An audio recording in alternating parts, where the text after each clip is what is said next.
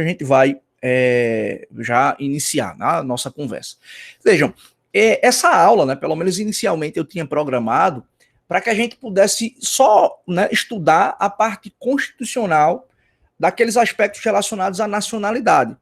Como as perguntas surgiram e a conversa foi muito boa na segunda passada, eu acabei antecipando algumas questões, né, alguns elementos aí constitucionais para a gente entender esse chamado elemento humano, né, elemento constitutivo do Estado. E aí a gente começou a desdobrar, a gente começou a discutir questões relacionadas a povo, a nação e a população, mas sempre lembrando que essa ideia de um elemento humano, né, significa o vínculo jurídico que alguém tem com um determinado Estado e, consequentemente, traz para si a ideia de se ter, né, se contrair direitos e também obrigações. Mas, basicamente, eu particularmente gostei gostei bastante da aula, né, na segunda passada, porque a gente acabou conversando bastante sobre muitos dos conteúdos que a gente tinha para conversar hoje. O que é que a gente vai fazer? Tá? Ainda falta uma outra situação, só para a gente fazer um breve comentário, mas eu vou trabalhar com vocês aqui a parte constitucional. Eu vou mostrar para vocês aqui como é que a Constituição está disposta exatamente acerca dessas questões de nacionalidade. Seja a aquisição da nacionalidade originária, portanto, para se tornar um brasileiro nato, seja a aquisição de uma nacionalidade derivada, ou seja, se naturalizar. Eu falei para vocês, talvez a informação tenha ficado, de certa forma, solta, mas a gente vai deixar isso bem organizadinho hoje, né, nos nossos estudos aqui, e fica tranquilo para a gente poder compreender. Então já vai aparecer na telinha de vocês aí o slide, e a gente, né, faz aí algumas discussões interessantes, tá? Vejam que nessa parte, tá, pessoal, de nacionalidade, a gente tem aí o início dessa discussão no artigo 12 do texto constitucional, aqui, ó, começando no artigo 12, no inciso 1. Então, recomendo, inclusive, quem ainda não teve a curiosidade de ler a nossa Constituição, o pessoal que está no primeiro período, por exemplo, vai começar a pagar no ano que vem a disciplina, o pessoal do segundo já está estudando, mas recomendo que faça, se ainda não teve a oportunidade, faça a leitura do texto constitucional, lá, pegue a partir desse artigo 12, que vai, né, com essas aulas, com essas discussões que a gente está tendo aqui, vai facilitar o entendimento acerca do assunto. Então vejam que esse artigo 12, inciso 1 da Constituição, é o que trata das hipóteses do indivíduo ser brasileiro nato, né? Ou seja, ter a nacionalidade originária e, portanto, ser brasileiro nato. Eu tinha falado para vocês basicamente quais eram essas hipóteses, mas estão aí bem organizadas na tabelinha para a gente poder observar. Se você olha para cá, né, na linha A desse inciso 1, você vai ver quem é o brasileiro nato. Os nascidos na República Federativa do Brasil, né, ainda que de pais estrangeiros, desde que estes não estejam a serviço do seu país. Vocês devem se recordar que na aula passada, a gente explicou que existem dois grandes critérios para se adquirir a nacionalidade. Ora, se utiliza o critério jus solis, né, pelo critério de descendência, pelo critério de filiação. Ora, você vai, aliás, o critério jus sanguinis, e ora você vai adotar o critério jus solis, que corresponde, né, ao indivíduo nascer num determinado território, e aí nasceu naquele território, vai ostentar a condição de nacional daquele determinado país. Então percebam que essa linha aí, essa primeira hipótese, ela consagra o critério jus solis, ou seja, filho de pai ou mãe estrangeira, né, ainda que não esteja, se não está a serviço do seu país, nasceu aqui no nosso território, vai ostentar a condição de brasileiro nato. Por quê? Porque nessa hipótese aí, a Constituição adota o critério jus solis, ok? Então a gente teve a oportunidade. Percebam um detalhe, né? Percebam um detalhe. O legislador, ele teve cuidado de estabelecer essa hipótese aqui. Os nascidos na República Federativa do Brasil, ainda que de pais estrangeiros, desde que estes não estejam a serviço de seu país. Isso é o legislador estabeleceu essa hipótese, porque isso é basicamente o que acontece com um brasileiro. Se nasce um brasileiro fora do nosso território e o pai ou a mãe estava a serviço da República Federativa do Brasil, isso é uma outra hipótese que daqui a pouco a gente vai ler juntamente aí, esse brasileiro ele vai ostentar a condição de nato, não é? Então o que é que o legislador pensou? Bem, se eu vou dizer que o meu nacional nascendo fora e se o pai ou a mãe está a serviço do país, ele vai ser brasileiro nato, então eu tenho que ter um pouco de prudência e considerar que estrangeiros podem nascer no nosso território, mas porque os pais estão aqui em missão oficial, os pais estão aqui trabalhando, então a gente vai basicamente dar um tratamento parecido com o que a gente dá em relação aos nossos brasileiros que nascem fora do território.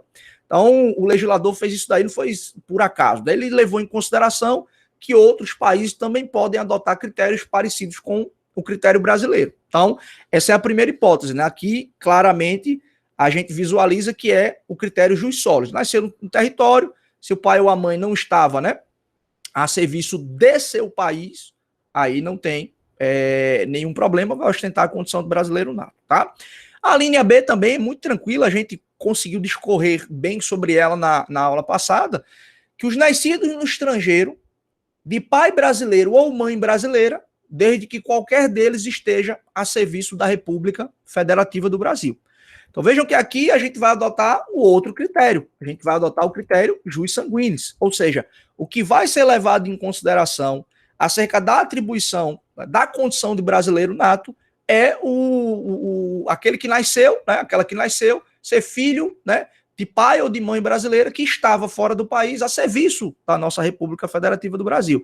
Isso é comum, né, nas repartições consulares, nas atividades militares, né, das Forças Armadas. É muito o Exército Brasileiro, né, as Forças Armadas brasileiras têm adidos militares em praticamente, aqui na América do Sul tem todos os países, na América Latina quase todos, tem adidos militares em outros países da Europa, então é comum, você passa um tempo fora, leva a família, e o ciclo natural da vida é possível que haja um nascimento fora, né? Até contei aquela história para vocês rapidamente de um amigo meu que nasceu na Colômbia, porque o pai dele, à época, era capitão do exército e estava em missão oficial exatamente lá no respectivo país. Nasceu fora, mas é brasileiro nato, tranquilamente, ok? Então, essa é a segunda hipótese que é muito clara. Talvez, o que eu, né, a discussão surgiu e eu falei, mas talvez essa linha C aqui, ela tenha sido, né, aqui tenha deixado, de repente, algumas dúvidas. Porque eu falei assim, olha, pode acontecer de um pai ou uma mãe brasileira, né, a mãe, por exemplo, gere e dê a luz ao seu filho num outro país, mas ela poderia estar passeando em férias, descansando, né, estudando, enfim, fazendo qualquer coisa que não fosse ou que não entrasse dentro dessa ideia de emissão oficial representando a República Federativa do Brasil. E aí, se nasceu fora e o pai ou a mãe não estava a serviço do Brasil, qual vai ser o status, né? Qual vai ser a condição dessa criança que nasceu fora do território? Essa linha C aí, que vocês estão vendo, ela dá uma solução para esse problema. A linha C, ela vai exatamente estabelecer, olha, os nascidos no estrangeiro, de pai ou de mãe brasileira, né? Eles vão ser brasileiros natos, desde que aconteça o quê? Desde que sejam registrados em repartição brasileira competente. Então, a primeira questão é a seguinte, né? A mãe deu à luz, né, a criança, o que ela pode fazer? Se dirige à embaixada, faz o registro da criança. Você pode identificar o serviço da embaixada fazendo isso. Não tem embaixada, ou tem um consulado. Você vai lá no consulado, que a diferença, basicamente, eu vou tentar explicar isso aqui na parte de elemento constitutivo, né, o território, mas a diferença, basicamente, que a doutrina apresenta é que a embaixada, ela trata de direito público, ela propriamente representa o Estado naquele determinado país. E o consulado não, o consulado ele trata de interesses privados. O consulado é uma casa de apoio para os nacionais que estão naquele país. Então você tem qualquer bronca, né? Você está lá nos Estados Unidos, você tem qualquer bronca relacionada, sei lá, a trabalho, alguma coisa relacionada à moradia, coisa que diz respeito à sua própria autonomia enquanto indivíduo, você procura o consulado, né? E se for alguma coisa relacionada ao seu visto, alguma coisa relacionada ao seu vínculo, né, com o Brasil, algo relacionado aqui ao direito público, você vai, de repente, procurar a embaixada. Nem todos os países você tem um consulado e uma embaixada, há critério de se estabelecer isso, mas eu não quero conversar sobre isso agora, a gente vai falar no momento adequado, né? Depende muito de tratados internacionais, digamos, de um caráter amigável entre os países, para que haja uma embaixada, para que haja um consulado, né? Mas basicamente a gente tem. Nasceu fora, né, o pai ou a mãe não estava a serviço do Brasil, o que é que vai acontecer? Vai lá, registra, né, na repartição competente, está tudo certo.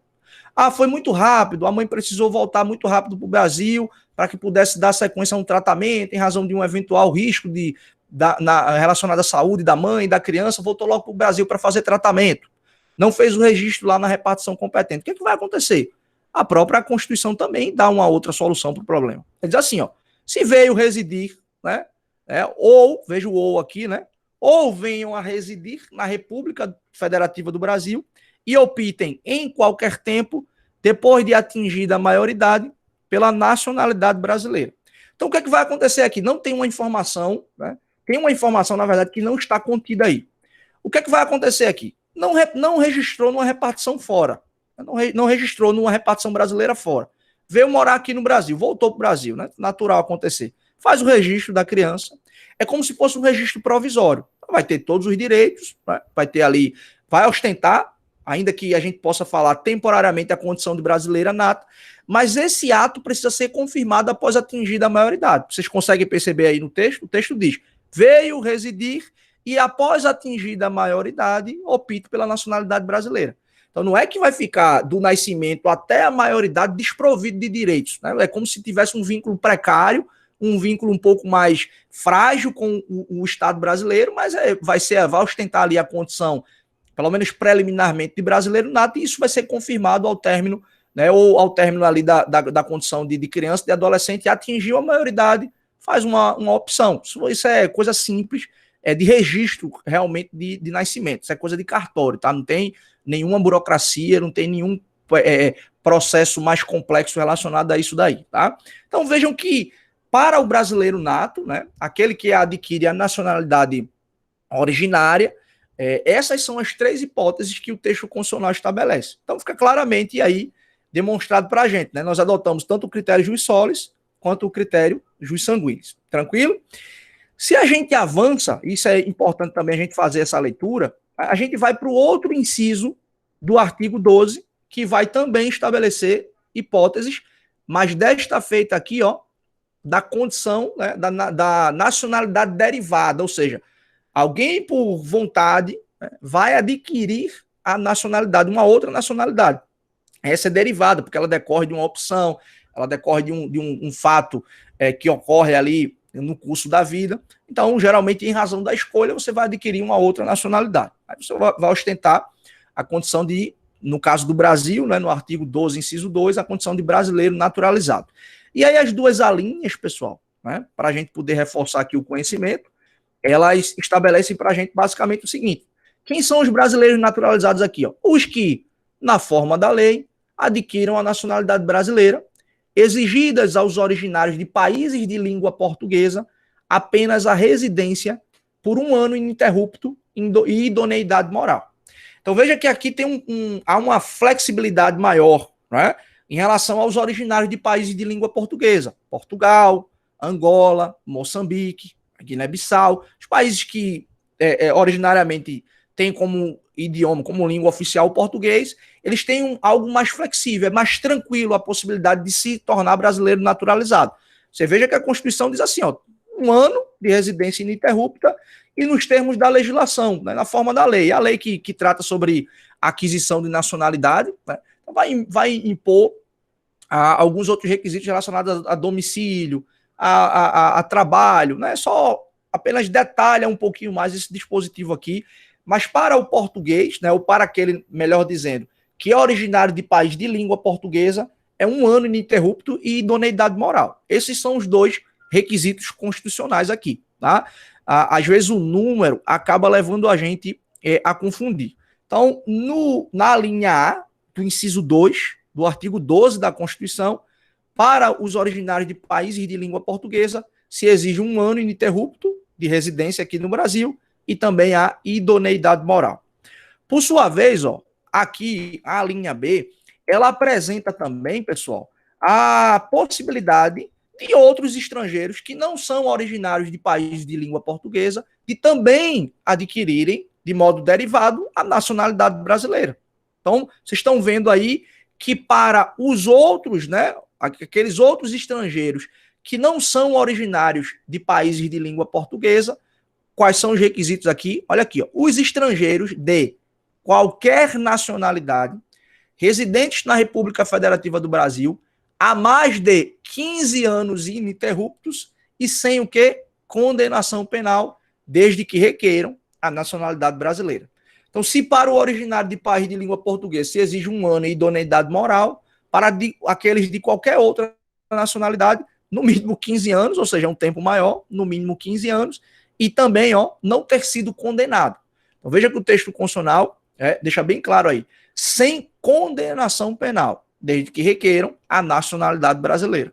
Então essas são as duas hipóteses aqui em que alguém vai poder adquirir a nacionalidade brasileira. Vai ser o brasileiro naturalizado. Se ele é originário de país de língua portuguesa, 1 ano e idoneidade moral. Se ele é originário de qualquer outra nacionalidade, 15 anos e sem condenação penal. Então esses são os dois elementos aí, as duas formas que alguém pode se tornar um nacional, né? Alguém pode se tornar um brasileiro, seja o nato, que vocês estão vendo aí, é o brasileiro nato, seja aqui, ó, o brasileiro naturalizado. Perfeito? Então, basicamente, são essas duas formas que o texto constitucional apresenta para a gente. O que ainda é importante a gente ler a título de texto constitucional sobre o assunto, de uma discussão que eu trouxe na semana passada para vocês também, tá? Então, o slide errado aqui, deixa eu tirar, que é exatamente o seguinte, tá? Aquela ideia que eu destaquei em muitos momentos aqui para vocês, tá, pessoal? Falei muito sobre isso. Olha, o texto, a Constituição, o Estado brasileiro, não admite a dupla nacionalidade como regra. Então, a regra é, se você adquire uma outra nacionalidade, você vai perder a condição de brasileiro, né?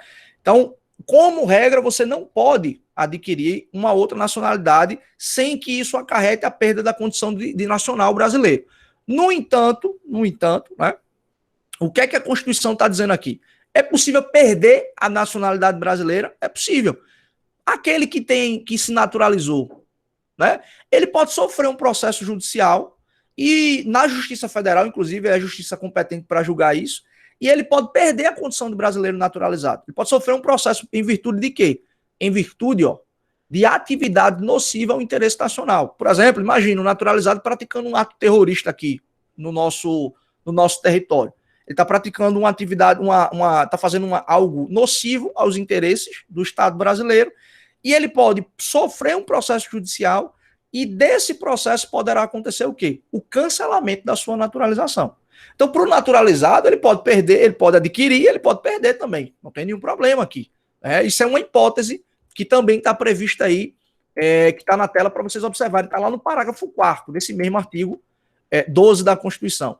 E o inciso 2, pessoal, esse aqui talvez seja o mais importante, porque foi objeto também de conversa bastante, conversamos bastante tempo sobre isso na aula passada, que é exatamente o seguinte, olha só, o parágrafo aqui, 4º, ele está dizendo, perderá a nacionalidade brasileira.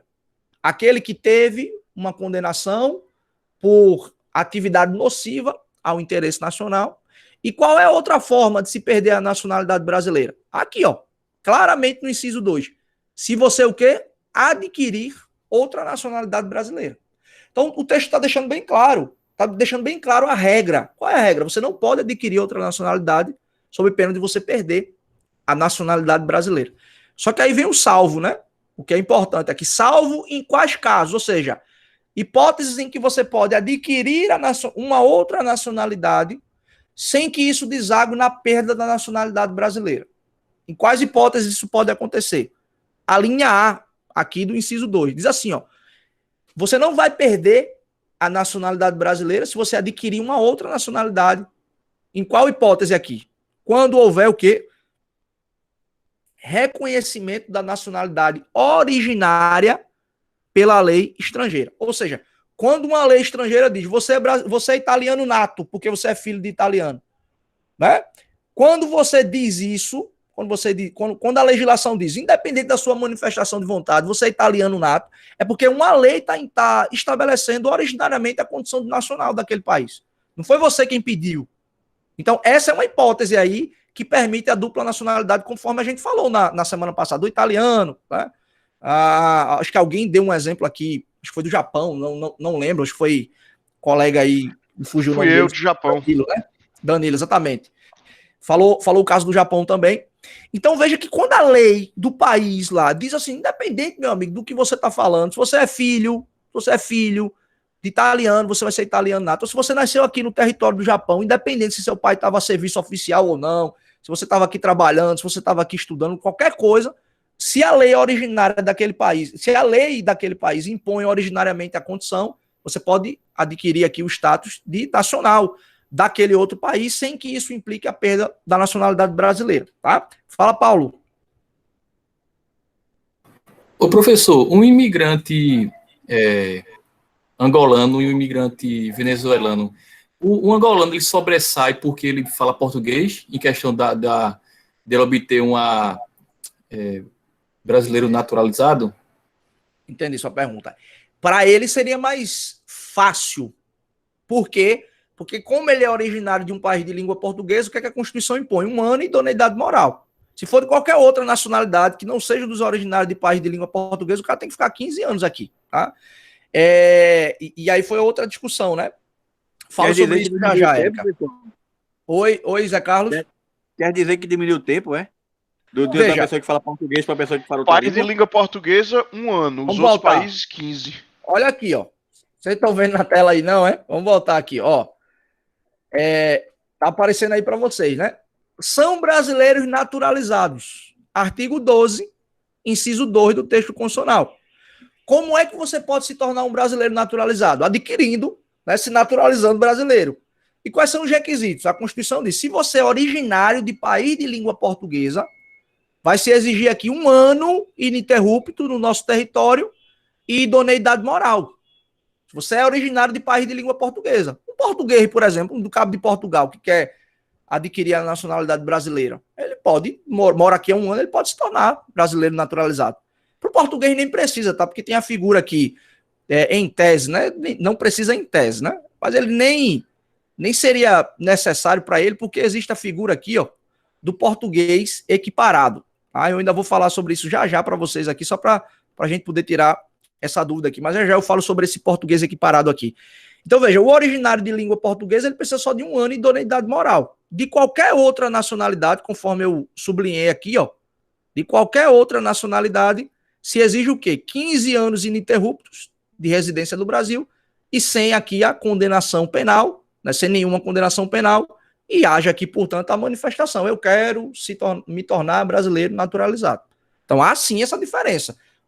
O originário de país de língua portuguesa, ele tem um tratamento diferente, tá? Então, vamos aí. Tranquilo aí? Conseguiram entender? Se ficou alguma dúvida, fale aí. Eu entendi aí agora. Tranquilo, né? Joia. Então, vejam. O que é que a gente estava falando aqui para voltarmos ao raciocínio? Como regra, você não pode ter a dupla nacionalidade. Se você adquirir uma outra nacionalidade, ó, você vai perder a nacionalidade brasileira. Primeira exceção a essa regra. Se a lei estrangeira reconhece a nacionalidade originária. E aí vamos usar de novo esse exemplo da Itália e do Japão. É filho de italiano, é italiano nato. Não importa se você quer ou não. Nasceu no território japonês, independente se seu pai estava trabalhando ou não. Um filho de um militar que está lá, um militar brasileiro adido no Japão. Lá se adota os filhos de militares americanos, professor. Por causa daquela base aérea de cadena. Sim, os sim, de militares americanos, eles ficam com as 2 cidadanias. Eles são cidadãos japoneses e são cidadãos americanos. Porque isso aí, tem boquinha não. O Japão, como você bem destacou, e foi muito bom isso aqui, eu não dava esse exemplo em sala de aula, mas vou passar a adotar, inclusive, esse exemplo. É o critério territorial, né? É o critério jus solis que é adotado. Mas lá naquele território, independente da origem independente de tudo. E outra coisa, e o oposto também é verdade. Se você for filho de 2 japoneses, a mãe japonesa, pai japonesa, nasceu em qualquer canto fora do território japonês, para ele você não é japonês, não. É outro processo. Eles valorizam, né, o território. Isso, é uma lógica. É o único critério que eles usam é o território. É uma lógica realmente diferente. E aí vejam, né? Letra A, a linha A, perdão, se houver o reconhecimento. Ou seja, se é a lei quem diz, não é você que está indo lá querer buscar aquela nacionalidade, você pode ter a dupla nacionalidade. E a linha B, aqui diz o seguinte, ó. Eu também dei esse exemplo e puxei aquele debate do caso do Green Card, né? Da mulher que tinha assassinado o marido lá nos Estados Unidos, né? Olha só o que é que essa linha B ela diz aqui. Olha só. A linha B diz assim. Primeiro, né? Vai perder a nacionalidade se você adquirir outra. Exceto quando? Se houver o quê? Imposição de naturalização pela norma estrangeira ao brasileiro residente em estado estrangeiro como condição para permanência em seu território ou para o exercício de direitos civis. Aquele exemplo que a gente tratou aqui. Se você está morando num país lá e o país diz, olha, para você continuar morando aqui, para você continuar trabalhando, para você exercer, usufruir de direitos aqui, você precisa se naturalizar, senão você vai ser expulso daqui. Nesse caso, como é algo forçado, como é algo imposto pela legislação estrangeira, o Constituinte diz, é possível você, então, nesse caso, ostentar 2 nacionalidades, né? Porque você não teria aqui, você não estaria fazendo uma opção, você não teria ido atrás. Isso aqui é uma imposição, é algo forçado, que se você não adquirir a nacionalidade daquele país, você vai continuar, né? Aliás, você vai ser expulso fatalmente, ou você não vai poder usufruir de direitos naquele determinado território, ok? Deixa eu ver essa pergunta de Felipe aqui. Felipe, é proibido ao estrangeiro ser proprietário de empresa jornalística? Explica um pouco, por favor. Veja, Felipe, isso tem uma explicação já nos trabalhos da Constituinte de 88, né? Não sei se vocês já leram alguma coisa a respeito, mas o lobby foi muito grande de todas as partes, né? Então, houve um apoio de como a Constituição estava sendo gestada em 88, por exemplo, pelos donos de televisão, donos de empresa de rádio, etc. e tal. E o modo, né, de se apoiar e de chancelar aquela Constituição que estava sendo criada, e, consequentemente, o lobby que foi feito pelo pessoal da mídia também, acabou desaguando no texto constitucional para que eles não corressem o risco de estrangeiros chegarem no território brasileiro e pudessem ocupar os espaços de mídia e televisão. Então, aqui no nosso território, né, o estrangeiro não pode ser proprietário, pode trabalhar, pode ser contratado, pode ser apresentador e etc. e tal. Mas essa fatia, né, da sociedade brasileira, o pessoal da mídia, do rádio, da televisão, no processo de criação da Constituição, né, apoiando o texto constitucional, fazendo lá o seu lobby, conseguiu inserir a proibição, temendo que houvesse, de repente, a chegada de estrangeiros que pudessem ocupar os espaços aqui. É por isso que a gente tem monopólio até hoje, né? A gente que tem concessão de televisão há 30 anos, há 40 anos, há 50 anos, isso vai ser renovado, enfim, a gente tem essa concentração aqui das licenças de explorar a televisão e a rádio, exatamente, né, muito em razão do lobby que foi feito no processo de criação da Constituição. Tem alguma outra área com essa restrição ou não? Veja, Leonardo, eu não mostrei aqui para vocês porque o slide estava até errado, tá? Eu trouxe até o slide errado aqui para vocês. Mas olha, se você olhar esse artigo 12 aí, tá? Esse artigo 12, o parágrafo 1º, o que é que você vai ver?